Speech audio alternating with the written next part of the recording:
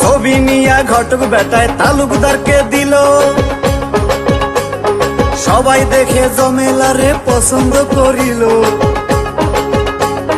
কালি আবার যশোর জেলায় যাও না রে ফিরিয়া, শুক্রবারে যাব মেয়ে দেখিবার লাগিয়া। আরে মেয়ে বুঝি বড় গো ভালো, আমার সংসারে চড়াইব আলো গো, মেয়ে বুঝি বড় গো ভালো।